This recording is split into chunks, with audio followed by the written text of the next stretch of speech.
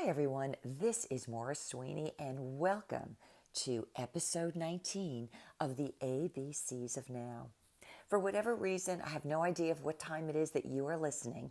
I want to say to you, good morning. Maybe that means something to you. Well, I am ready with my latest episode in this ABCs of Now series.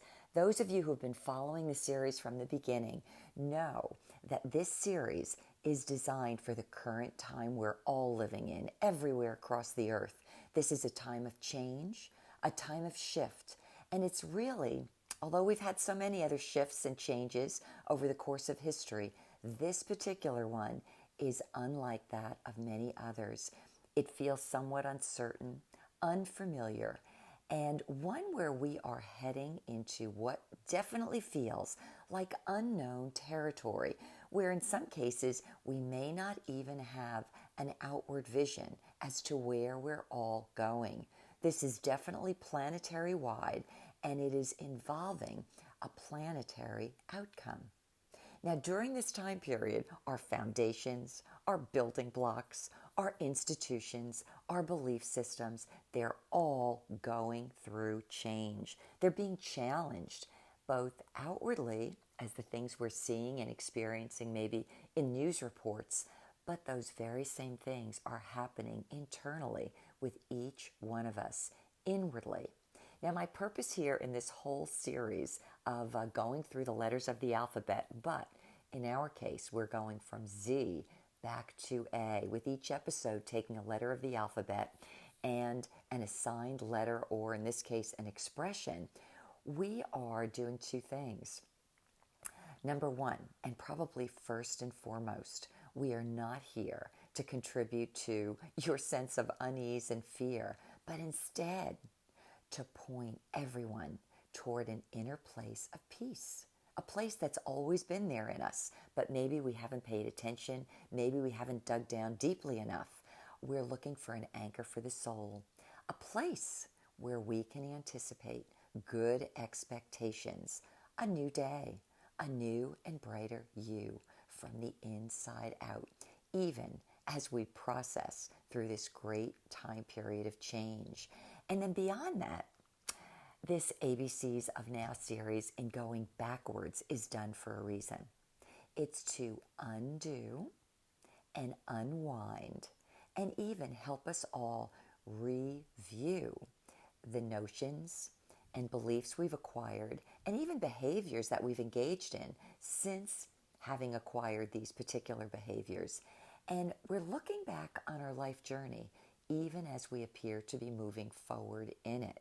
So we're asking ourselves, what's real? What's not real?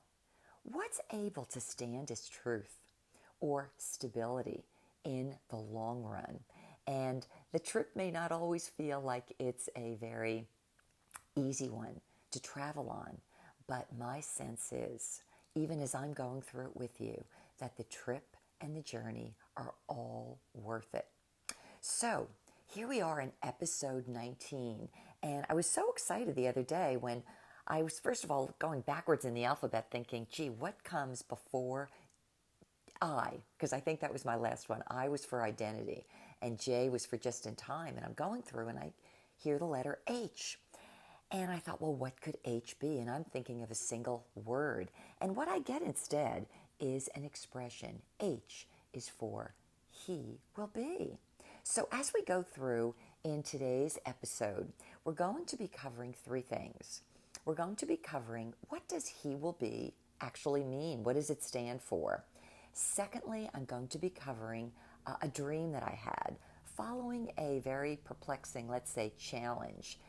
And thirdly, I'm going to be going through a song by Michael Jackson, as well as its lyrics. And as you just sit in or wherever you are, relax into this episode, see how it speaks to you. Some of it will be spiritual. Some of it may challenge you. Some of it you may think, oh, I like it, or I don't like it, or what does this mean? But take from it whatever resonates within you, whatever is speaking to you, peace and life, and take it and run with it. So let's get started. H stands for He will be. The word He will be, when I got this 2 mornings ago, I heard the expression come through my mind and I thought, wait a minute, He will be. I remember the first time I ever heard it, and it was many years ago. A friend of my husband's was due into Tampa, and he wanted to get together for breakfast, so we met him. He must have been a businessman. He was also a basketball player, and in the process of breakfast, he says to us, do you know I'm learning Hebrew? And he said, I want to know about the Hebrew roots of words, and he said, I had been studying the Bible, and for whatever reason, this was one of these things I wanted to do in life. Now, I can't remember anything else this guy spoke about over breakfast, but he said to us one thing, and maybe it came because I asked him a question, what was the most interesting thing you've learned? But this is what he offered and what I specifically remembered. He said, do you know the original name of God in Hebrew translates to English, not as a single word, but as three? And he said the words are, He will be. So I listened to it, and he said to me, I want you to listen again. He will be. He will be. He will be. And I guess whatever it was, it just stuck with me. So when I got this, just this past week, as a topic or a word for the letter H in the series, I thought, well, let me look up what this guy told me to see if it's real. And what I found out is that God's name in Hebrew is comprised of 4 letters, 4 consonants. You'll know them as YHWH or YHVH. And it's known as the personal, interesting name of God, of the God of Israel. It actually appears over 6,800 times in the Bible, and generally it's translated as Lord. Lord. But here's an interesting part that I didn't realize. It doesn't just mean He will be. It's translated thusly. It's this. He was, He is, He will be. As if there's an unseen force, something we cannot perceive with our natural 5 senses, but it's continuously working, continuously advancing, and continuously seeping through us and through our world until, if this is the truth, until it becomes our all in all. He will be our individual and collective all in all. So I want to ask you, is there an eternal force at work here in this process we're all going through of these changes and these shifts?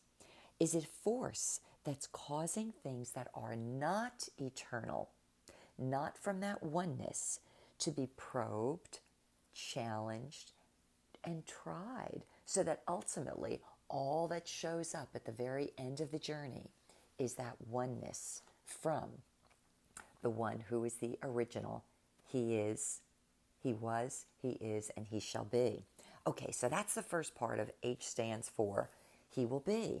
Here's the second part that came to me, and I thought, oh my goodness, I hope I could explain this rather quickly without going on a number of branches that this can go. A number of years ago, my husband, it went on for a course of time. He knew he had a certain decision to make, something he needed to very gentlemanly opt out of.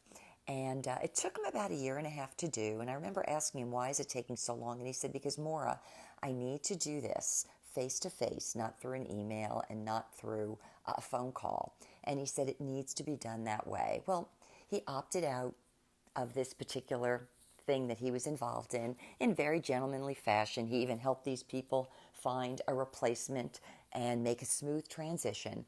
And it was a big decision, but it was a personal decision. And it actually felt quite freeing, quite elating, I would say. It was this fresh air coming in, even though it was quite a large decision.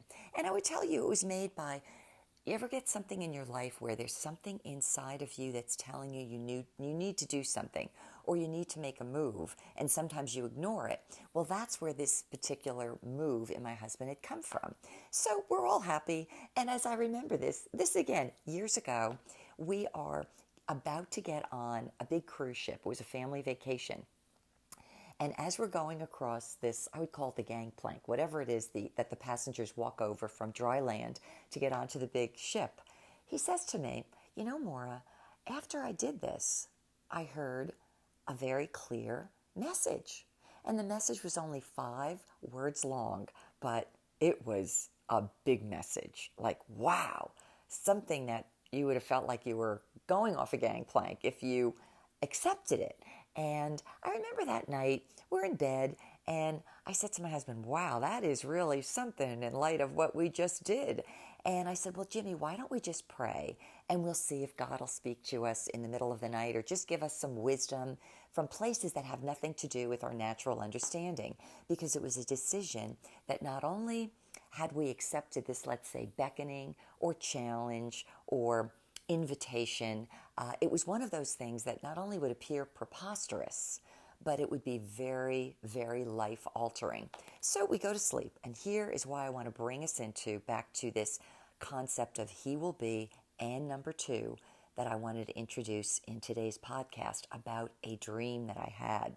So I go to bed, and in the middle of the night, I have a very surprising dream immediately after praying that particular prayer. Would you give us some insight or give us some confirmation or whatever it is? And in the dream, I saw masks and more masks and even more masks. M-A-S-K-S. You know, maybe immediately what you're coming up with would be Halloween masks, but they weren't that type of masks. The ones that stood out to me, even though there were so many of them, they reminded me of very highly designed, richly designed, and decorative, generally expensive masks, kind of like the ones, if you've ever looked them up, that they used to use many years ago and perhaps still employ today out of Venice, Italy. So they might have come maybe from the Middle Ages, but very exquisite. Although, let me tell you, in addition to those masks, I remember also seeing another mask showing up. Most of them were covering the eyes. I mean, your eyeballs could show through, but the masks themselves, there was one in particular that was so void, so vacuous, it would be like an off-white. And it was the type of mask, if you've ever seen the movie Eyes Wide Shut, and you saw that particular ritual going on, you knew that whoever was engaging in that, there was a lack of life, there was a vacuousness, and probably a whole lot more. But in this dream, multiple masks, and they were all in front of my eyes, or let's say this way, in front of my face, and they were literally dropping one at a time in front of me, and as each one dropped, I could see the mask. Well, that until there were no more masks. The last one had fallen. That was all I had in my dream. And I was like, whoa, I don't know what that was, but I would definitely classify that as an otherworldly dream. I used to call them, and I still do, the God dreams, because you know that they mean something, even if it means you have to contemplate them or wait for some kind of an interpretation. But I remember saying to my husband after all that, well, I guess let's just do it, because there's something to these words that you heard, Jimmy. All right, so there's the dream, and in the dream, all of these masks are falling. And when I was waiting for content for this episode on H is for He will be, that was a second element that fell in. The idea of masks being removed, and not just one, not just 3, but a multitude of them. Okay, so I want to say this, as I'm preparing for this and I'm remembering this dream, a word came to mind, and here's the word. It was called vanity. So let me tell you what vanity stands for or is defined as. It's excessive pride in or admiration of one's own appearance or achievements. It's an inflated pride in oneself or one's appearance. It's not natural pride that says, oh, I worked hard and I'm happy for myself. This is an inflated pride. It's also known as conceit. Conceit. Other definitions for vanity include something that is vain, empty, or valueless. And this one I thought was equally interesting as a definition for vanity. And maybe some of you will know what I'm speaking of. It's the dressing table, known as the vanity. It's one where generally women would sit in front of a mirror, comb their hair, and apply makeup. Think of a covering for the face cover. Maybe to hide something, maybe to enhance something, or maybe to just cover over something. So think about that sitting down in front of a mirror. Now, I'm looking at my notes to say, where do I go next? Okay. Over this past weekend, even as I had yet to come up with all the content for this podcast, I was with a girlfriend and she said to me, she must have been doing something, and she said, "Oh, Maura," she said, sometimes I'm moved by songs, and she said, I heard this one song, and she explained why she heard it or why she felt she needed to hear it, but she said, "Maura, that song you need to listen to. Do you know the lyrics of it?" I said, "Well, I remember the song." She said to me, "You need to listen to the lyrics or look the lyrics up." Okay, well, that was over the weekend, and I forgot to look the lyrics up. And it was yesterday morning, and as I'm sitting down and I'm preparing my notes for this most recent episode, all of a sudden it comes back to me. Look up the lyrics to this song. Well, the song was Michael Jackson's Man in the Mirror. And I'm thinking, wow, mirror, vanity mirror. What is that? Let me look it up. And as much as I remembered Michael Jackson because he was a contemporary of mine, and I remember liking his music, I never thought to look up the lyrics, never knew what they were. And I'm going to read them aloud to you now. I'm going to make a change for once in my life. It's going to feel real good. Going to make a difference. Going to make it right. As I turn up the collar on my favorite winter coat, the wind is blowing my mind. I see kids in the streets with not enough to eat. Who am I to be blind, pretending not to see their needs? A sum of disregard, a broken bottle top, and a one-man soul. They follow each other on the wind, 'cause they got nowhere to go. That's why I want you to know I'm starting with the man in the mirror. I'm asking him to change his ways. And no message could have been any clearer. If you want to make the world a better place, take a look at yourself and then make a change. I've been a victim of a selfish kind of love. It's time that I realize that there are some with no home, not a nickel to loan. Could it be really me, pretending that they're not alone? A willow deeply scarred, somebody's broken heart, and a washed out dream. They follow the pattern of the wind, you see, 'cause they got no place to be. That's why I'm starting with me. I'm starting with the man in the mirror. I'm asking him to change his ways. And no message could have been any clearer. If you want to make the world a better place, take a look at yourself and then make a change. And I'll say it again because he does. I'm starting with the man in the mirror. I'm asking him to change his ways. And no message could have been any clearer. If you want to make the world a better place, take a look at yourself and then make that change. Wow, and I'm thinking, that's pretty interesting. How many things have we not looked at of ourselves? How many ways have we covered up not only our identity, but our relationships to other people? How many ways have we disassociated from who and what we really are? I was moved at the end of this. What am I going to say? I got these two things that came to mind, and I'm going to share them with you. About masks, about He Will Be, about vanity, about this song, and about a process we're all going through, all of us, individually and collectively, here in the world. And these are two scriptures I'm going to say that I believe need to be topping off today's episode. Here's the first one, and it says this: in the beginning was the Word, and the Word was with God, and the Word was God. The same was in the beginning. All things were made by him, and without him was not anything made that was made. In him was life, and the life was the light, Light, of man.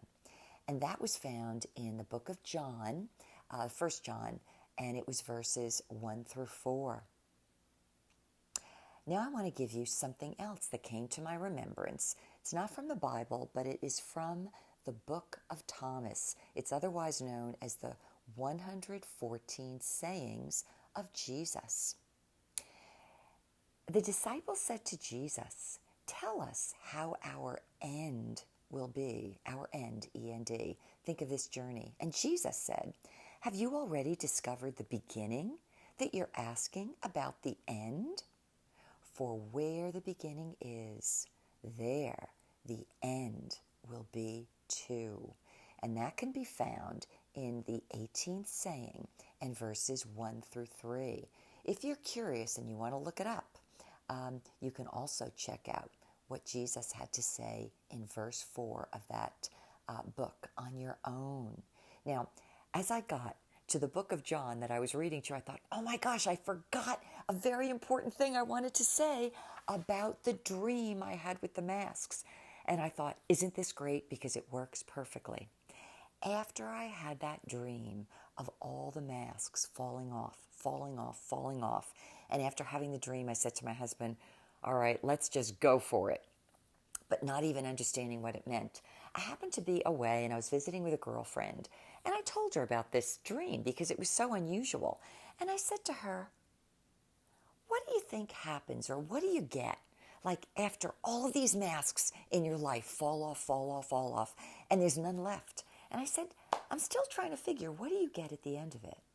And she stopped and paused and dropped her mouth and said to me something very surprising. Now, this is probably close to 20 years ago, and she said, well, when it's all over, I think you get God.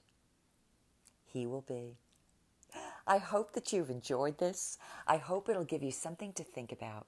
More than that, I hope today's episode will give you a sense of inner peace and hope, and literally that it might ignite something within you to look forward to the end of this process of change and the arrival and the beginning of another new day when truly not only He will be, but we will all be together. And until next time, this has been Maura with More for You. Bye-bye.